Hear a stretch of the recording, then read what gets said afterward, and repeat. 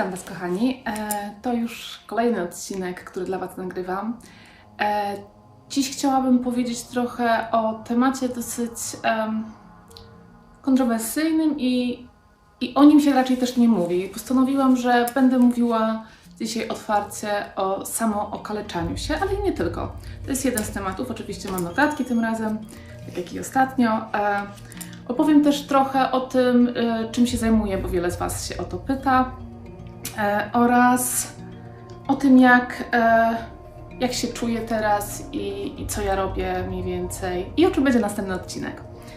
Więc tak jak już zaczęłam, będę mówiła dzisiaj o samookaleczaniu. Dlatego, że postanowiłam nagrywać wszystko odnośnie własnego doświadczenia, więc wyszło na to, że postanowiłam przyznać się, że to też kiedyś było w moim doświadczeniu. Nie w obecnym epizodzie depresji, ale jako nastolatka miałam sytuacje samookaleczające się.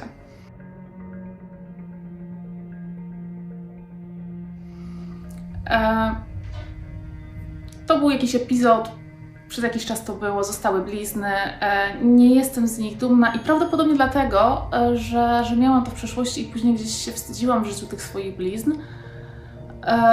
W tym przypadku, kiedy poczułam przymus, uczucie i potrzebę skrzywdzenia siebie, jedną z nich, tak jak już wspominałam wcześniej, było zakończenie własnego życia, ale jak udało mi się odsunąć tą myśl, to było bardzo silne uczucie zrobienia sobie krzywdy. I to jest bardzo dużo bardziej pospolite niż się komukolwiek wydaje, mimo że o tym ludzie nie mówią. Jest to statystycznie biorąc częściej spotykane u dziewczyn młodych niż u chłopców, ale no nie tylko. Z czego to wynika? Wynika to bardzo często z nieumiejętności poradzenia sobie z własnymi emocjami. Może wynikać to z traumatycznych przeżyć i nieumiejętnością poradzenia się sobie z tym. Może wynikać to z poczucia winy i złości do siebie samego. Jak byłam młodsza, to moje samookaleczanie było wynikiem radzenia sobie z bólem. Przeniesienie bólu psychicznego, ponieważ ludzie nie widzą bólu chyba psychicznego i to jest jakoś takie bardzo trudne do zrozumienia. Ja zadając sobie ból, robiąc sobie cięcie, radziłam sobie z uwolnieniem tej emocji, jakby przynosiłam ją na ból fizyczny. Jest to nadal dla mnie trudne do zrozumienia, bo wtedy nad tym kompletnie nie panowałam. Ale był to sposób, z którym jakoś sobie poradziłam z pewną trudną sytuacją w życiu dla mnie. Z czasem to jakoś minęło, rozeszło się, tak jak powiedziałam, wstydziłam się tego. W danym epizodzie poprzez pracę z psychologiem, terapeutą, osobą, która się mną zajmuje, gdzieś razem doszliśmy do wniosku, że chęć samookaleczenia, zniszczenia się wynikała z głębokiego poczucia winy. Poczucia winy i złości do samej siebie, więc jak już ten ból okropny, to poczucie winy i te emocje były bardzo silne i gdzie już podjęłam decyzję o tym, że podejmowałam i już porzucałam, bo to było tak, że raz walczyłam o to życie, raz po prostu nie miałam z tym siły. Pojawiała się myśl właśnie, żeby zrobić sobie krzywdę. Jak jest się w takim stanie, początkowo ja kompletnie nie miałam nad tym, jak nad większością rzeczy, ani świadomości, ani umiejętności poradzenia sobie z tym. Jedną z metod, które wypróbowałam, było założenie sobie gumki już po jakimś czasie na rękę i za każdym razem, jak pojawiło się uczucie przymusu zrobienia sobie krzywdy, strzelałam sobie z tą gumką. Ta gumka później służyła mi też w innych przypadkach, też właśnie mogę się odnieść do poprzedniego odcinka, jak pojawiała się myśl, która mi nie służyła. Strzelałam sobie z gumką, w ten sposób się oduczałam się tego brzydkiego nawyku. Ze znanych mi sposobów jeszcze, z którymi się zapoznałam, jest też, jeżeli czujemy przymus skrzywdzenia siebie i jest to tak bardzo silne, możemy wziąć kostki lodu i trzymać je w dłoniach. Dobrze mieć w zamrażarce.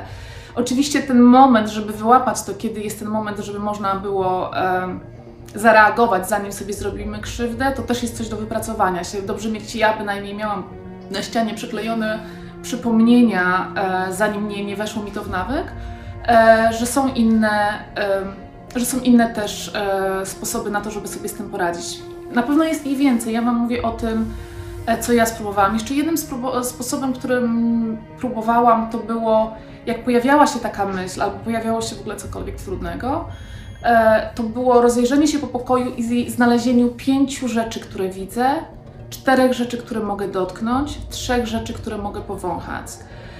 Mogły to być inne numery. Ja tak to zapamiętałam i tak to robiłam.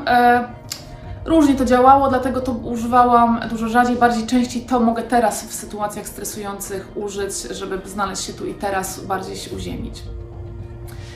Przepraszam, że tak ostatnio bardzo dużo gestykuluję, ale tematy, o których mówię, nadal mnie w jakiś sposób, one dalej mnie może nie tyle dotykają, bądź dotyczą już aż tak bardzo, co jest to dla mnie smutne i stresujące, to o czym mówię. Więc zazwyczaj spotykamy to u nastolatków, ale nie tylko. Osoby z depresją, tak jak powiedziałam, też mają skłonności do tego, osoby starsze. Osoby starsze robią już to, bądź nawet i nastolatkowie robią to w miejscach, w których będzie to niezauważalne. Ja spotkałam się z tym niestety i nie będę mówiła gdzie, było to też bardzo bolesne doświadczenie, gdzie ktoś, chcąc ukryć swoje rany, robił to na udach. Czym się tnie? Różnymi rzeczami. Zaczynając od noży, żyletek, szkieł, czymkolwiek, czy cokolwiek, co ostre. Są też przypadki, gdy samo okaleczanie powstaje poprzez drapanie się aż do krwi. Największym błędem, jaki się wtedy pojawia, to jest powiedzenie dziecku: nigdy więcej tego nie rób, jak mogłeś mi to zrobić? Takie jeszcze większe porzucenie winy na nastolatka, bądź nawet dorosłą osobę, że co ty robisz i w ogóle zamiast znaleźć przyczynę, dlaczego to się robi. Jeżeli osoba nie potrafi wytłumaczyć tego, dlaczego to się dzieje i dlaczego to robi, tutaj bardzo przydatne i potrzebne jest wsparcie jednak terapeuty, lekarza, żeby pomóc temu człowiekowi dojść do źródła tego. Ja tutaj tylko powiedziałam o tym pokrótce. Jeżeli Was to bardziej interesuje temat, to oczywiście możecie tak jak zawsze pisać w komentarzach, a ja postaram się to rozwinąć, ten temat. Teraz co się dzieje u mnie? U mnie jest bardzo dobrze. U mnie jest bardzo dobrze. Zdarza mi się jeszcze zapominać, tak? Jeszcze gdzieś ta depresja gdzieś tam zostawia jeszcze ślady i pewnie powolutku będzie to gdzieś, mam nadzieję, znikało i jeżeli będę praktykowała to, co praktykuję dalej. I to jest chyba takie bardzo teraz dokuczliwe dla mnie, że to zapominanie, że jeszcze coś mam zrobić, zapomnę, dzisiaj mam jakieś daty, jak sobie nie zapiszę, dni mi jeszcze się potrafią troszeczkę pomieszać, ale to już naprawdę jest bardzo mały procent, więc do tych wszystkich, którzy się martwią i pytają się o mnie, jak się czuję, ja się czuję naprawdę dobrze. Depresja jest nadal wpisana jeszcze w moje papiery lekarskie, ale ogólnie ja już nie czuję się aż tak depresyjnie, chyba już nie czuję się depresyjnie w ogóle. Czuję, że w ogóle bym mogła być uznana jako osobę zdrową z jakimiś tam, powiedzmy, drobnymi rzeczami, które jeszcze mi się tam przydarzają, ale to jest kwestia pewnie przyzwyczajenia mojego organizmu.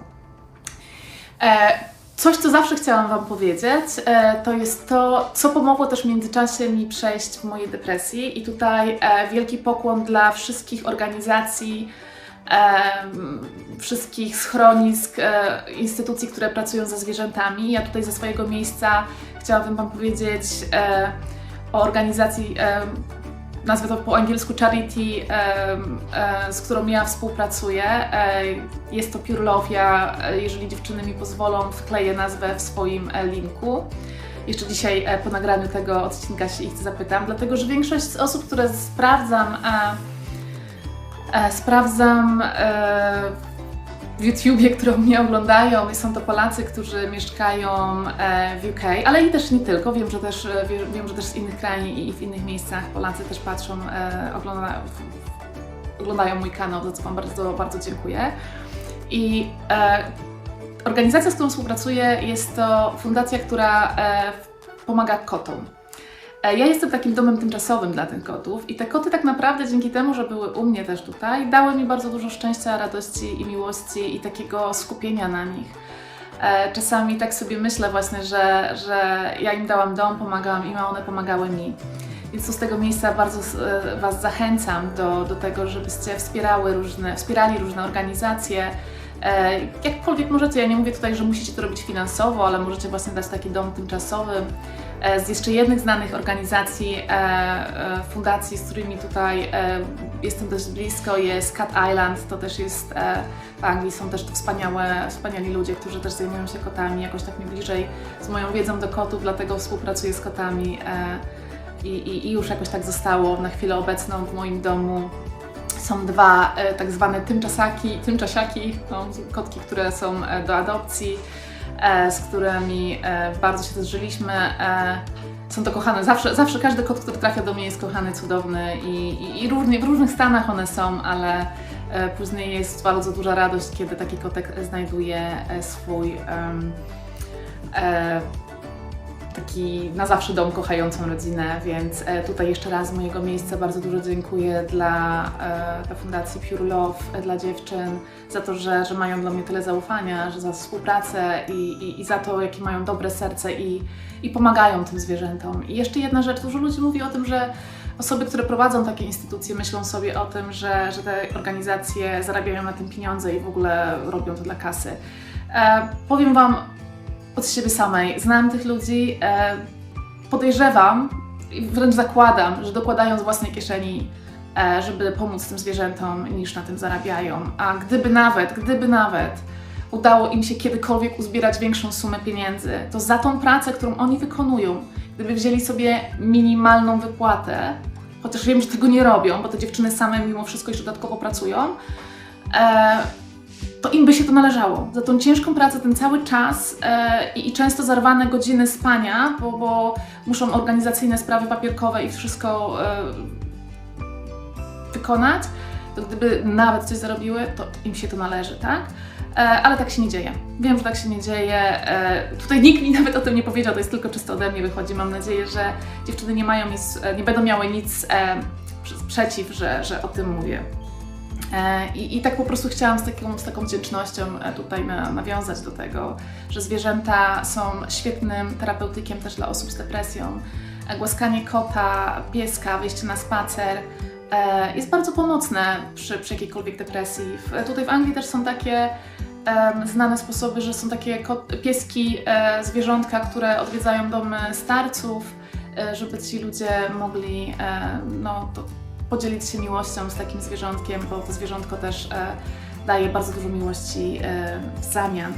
Bardzo się śpieszę, bo chciałabym, żeby Was nie zanudzać, więc tak szybciutko jeszcze Wam powiem, o czym będzie następny odcinek. Ja to wszystko oczywiście robię w wielkim skrócie, dlatego że żeby się wyrobić w czasie, ale jeżeli mówię, tak jak zawsze mówię, będziecie chcieli coś wiedzieć więcej, to zawsze piszcie, ja z chęcią nagram taki odcinek, rozszerzę, może nawet poświęcę więcej czasu. W następnym odcinku będę chciała poruszać temat wyboru terapii, bo to jest bardzo często duża niewiadoma, bynajmniej dla mnie była też bardzo duża niewiadoma. I dysfunkcje jedzenia. Oczywiście też to oprę na swoim doświadczeniu, na swojej wiedzy, tylko i wyłącznie. Jeżeli gdzieś się pomylę, gdzieś ktoś ma inne zdanie, jak najbardziej macie do tego prawo. Ja się dzielę tylko swoim doświadczeniem i pomagam tak, jak potrafię. I dziękuję Wam po raz kolejny za to, że jesteście. I taka jedna myśl mi ostatnio przyszła, bo widzę, że subskrypcje rosną i bardzo mnie to cieszy i moje serce się raduje i cieszę się, że mogę pomagać i mam nadzieję, że każdy coś z Was dla siebie zabierze. Pomyślałam sobie, że jeżeli dziś dojdzie do takiej okrągłej subskrypcji, nie wiem, 100-150 osób, którzy będą subskrybować mój kanał, postanowiłam, że opublikuję pierwszy film, który nagrałam sama dla siebie, o którym mówiłam w pierwszym odcinku, a go jeszcze nie opublikowałam. Obnażę się tam, nie wyglądałam tam za cudnie, ale taki króciutki filmik Wam puszczę. Więc z tego miejsca, jak zawsze, proszę Was, nie poddawaj się, walcz, bądź ze mną. Może nie walcz, po prostu bądź, ale się nie poddawaj. I Zapraszam do dzielenia się tym filmem, do subskrypcji, do lajkowania. Bądźcie ze mną. Pa, pa.